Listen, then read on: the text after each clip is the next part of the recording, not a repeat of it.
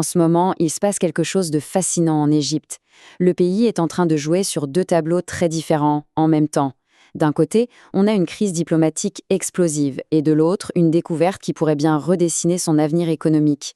Voyons un peu comment ces deux histoires s'entremêlent. Imaginez ça. Une des routes commerciales les plus importantes du monde, bloquée, du jour au lendemain. Le pétrole, les marchandises, tout est à l'arrêt. Ce n'est pas juste une petite crise régionale, non. Ça a des conséquences directes sur les prix, sur la disponibilité des produits partout dans le monde. Bon, rentrons dans le vif du sujet.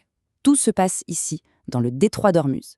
C'est l'un des passages maritimes les plus stratégiques de la planète, un vrai goulot d'étranglement pour une bonne partie du pétrole mondial. La situation est en fait terriblement simple. L'Iran décide de bloquer le passage. Et en faisant ça, il met en danger l'approvisionnement énergétique mondial et des tonnes de marchandises. Les ondes de choc d'une telle décision se feraient sentir sur absolument tous les continents. Et pour être sûr que tout le monde comprenne bien que ce n'est pas du bluff, la menace devient très concrète. Une attaque de drone, lancée par l'Iran, vise un navire commercial. D'un coup, la crise n'est plus théorique, elle est réelle. La navigation dans la zone devient dangereuse. Alors, face à cette montée de tension, que se passe-t-il? En coulisses, évidemment, la diplomatie s'active. Et c'est là que l'Égypte, avec d'autres puissances de la région, entre en jeu. Le but, essayer de calmer le jeu avant que ça ne dégénère complètement. On a donc ce trio qui monte au créneau, l'Égypte, la Turquie et le Pakistan. Et ce ne sont pas des pays choisis au hasard, loin de là. Ils ont tous des relations, parfois compliquées, mais bien réelles, avec l'Iran et avec l'Occident. Ça les met dans une position assez unique pour essayer de faire le pont entre Téhéran et Washington. Et ça a marché. La diplomatie a payé. Très concrètement, des navires marchands ont reçu le feu vert pour passer et ils ont pu continuer leur route vers le canal de Suez. C'est une vraie victoire qui montre que cette médiation a eu un impact réel. Et la preuve, la meilleure preuve peut-être, elle vient directement de l'Iran. L'agence de presse iranienne Tasnim a été très claire en parlant d'une coordination avec l'Égypte et la Turquie. C'est une reconnaissance publique, ce qui est assez rare, du rôle et de l'influence de l'Égypte dans cette négociation. Mais voilà, pendant que toute cette agitation diplomatique a lieu, il y a une autre histoire, une autre révolution qui se passe en Égypte même, beaucoup plus discrète, mais peut-être encore plus importante.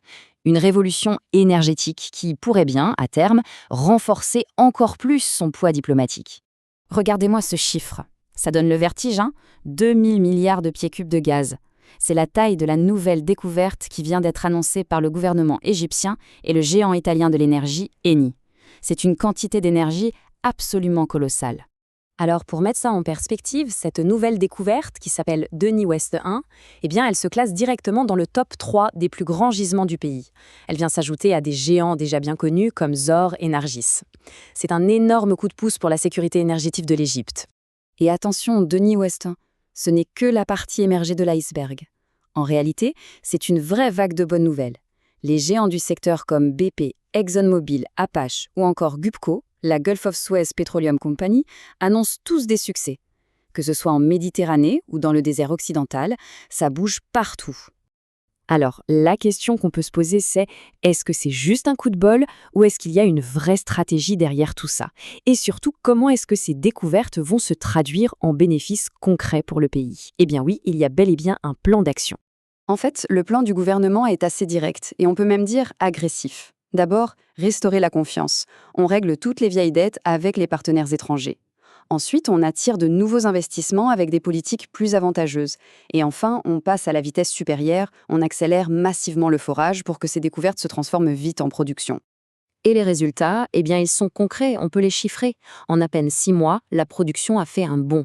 Presque 64 000 barils de pétrole en plus et plus de 270 millions de pieds cubes de gaz chaque jour.